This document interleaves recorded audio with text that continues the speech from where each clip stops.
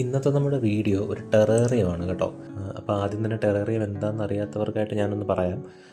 ഒരു ഗ്ലാസ് ജാറിനകത്ത് നമ്മൾ ചെറിയ ചെറിയ പ്ലാന്റ്സ് നട്ട് അതിനെ വളർത്തിയെടുക്കുന്നതിനാണ് ഈ ഒരു ടെറേറിയം എന്ന് പറയുന്നത്. ഈ ഗ്ലാസ് ജാറ് എപ്പോഴും ക്ലോസ്ഡ് ആയിരിക്കും. നമ്മൾ ക്ലോസ്ഡ് ആയിട്ടുള്ള ഒരു എൻവയോൺമെൻറ്റിലായിരിക്കും ഈ ചെടികളെ വളർത്തിയെടുക്കുക.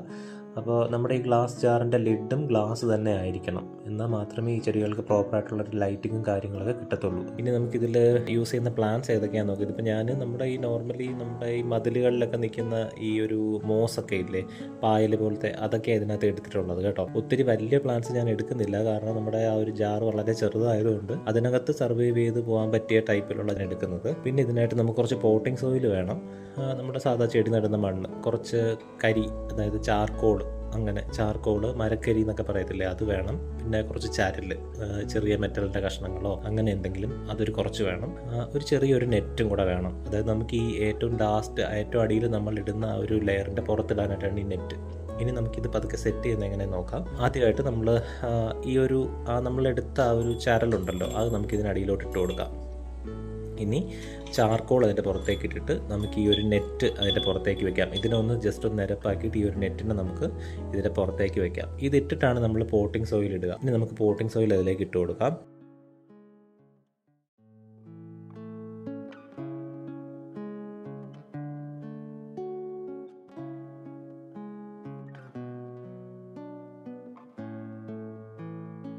അതൊന്ന് ചരിച്ച് വേണം നമ്മൾ എപ്പോഴും സ്പ്രെഡ് ചെയ്യാൻ കേട്ടോ. ആ വെള്ളം കറക്റ്റായിട്ട് വാർന്ന് പോകാൻ വേണ്ടിയിട്ടാണ് നമ്മൾ അങ്ങനെ ചെയ്യുന്നത്. ഇനി നമുക്ക് പ്ലാന്റ്സ് അതിനകത്തേക്ക് നടാം.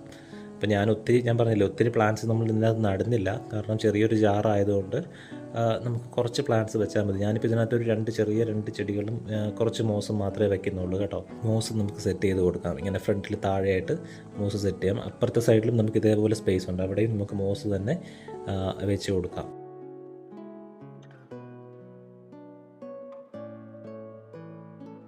ഇനി നമുക്ക് വേണ്ടത് ഈ സ്പ്രിംഗ് ടൈൽസ് ആണ്. ഈ സ്പ്രിംഗ് ടൈൽസ് വളരെ ചെറിയ ജീവികളാണ്. ഇത് നമുക്ക് മരത്തിൻ്റെ ചുവട്ടിലും പറമ്പിലും ഒക്കെ ഇലകളുടെ ഇടയിലൊക്കെ ഉള്ള ഒരു ജീവിയാണ്. കാരണം ഇത് നമുക്ക് മെയിനായിട്ട് ഇതിന് നമ്മുടെ ടെറേറിയത്തിൽ ഇടുന്ന എന്താണെന്ന് വെച്ചാൽ അതിനകത്ത് ഈ ഫംഗസ് ഉണ്ടാകാൻ സാധ്യതയുണ്ട്. അപ്പോൾ ഈ ഫംഗസ് ഈ ചെറിയ ജീവികൾ തിന്ന് നശിപ്പിക്കും. അപ്പോൾ ഈ ഫംഗസ് അതിലുണ്ടെന്നുണ്ടെങ്കിൽ നമ്മുടെ പ്ലാന്റ് നശിച്ചു പോകാനായിട്ട് ചാൻസ് ഉണ്ട്.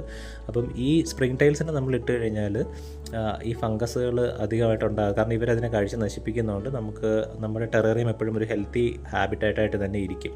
ഇനി കുറച്ച് വെള്ളം സ്പ്രേ ചെയ്ത് കൊടുക്കാം. വെള്ളം സ്പ്രേ ചെയ്ത് കഴിഞ്ഞതിന് ശേഷം നമുക്കിതിൻ്റെ ലിഡ് ക്ലോസ് ചെയ്ത് വെക്കാം. കണ്ടോ, ഇപ്പം നമ്മുടെ ഒരു ടെറേറിയത്തിൻ്റെ ഏകദേശം ഇത് കഴിഞ്ഞു.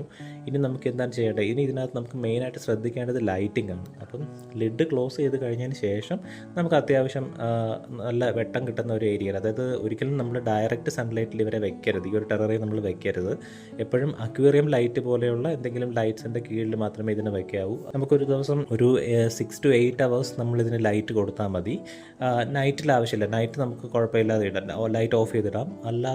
അല്ലാത്ത സമയത്ത് നമുക്കൊരു 6 to 8 hours ലൈറ്റ് ഇതിന് കൊടുക്കണം. ഇപ്പോൾ ഞാനിപ്പോൾ ഇത് കീപ്പ് ചെയ്യുന്നത് നമ്മുടെ അക്വേറിയത്തിൻ്റെ അടുത്താണ്. അപ്പോൾ അതിൻ്റെ ആ ഒരു ലൈറ്റിംഗ് കിട്ടുന്നുണ്ട് ഇതിന്. 2 to 3 days ഗ്യാപ്പിൽ നമ്മൾ ഇതിൽ വെള്ളം സ്പ്രേ ചെയ്താൽ മതി. കാരണം വെള്ളം കൂടിക്കഴിഞ്ഞാലും ചെടികൾ ചീഞ്ഞു പോകാനായിട്ട് സാധ്യതയുണ്ട്. കാരണം നമുക്കിതിനൊരു എക്സാക്റ്റ് ഡ്രെയിനേജ് സിസ്റ്റം ഇല്ല. ഇതിൽ നിന്ന് വെള്ളം പുറത്തോട്ട് ഒരിക്കലും പോകത്തില്ല.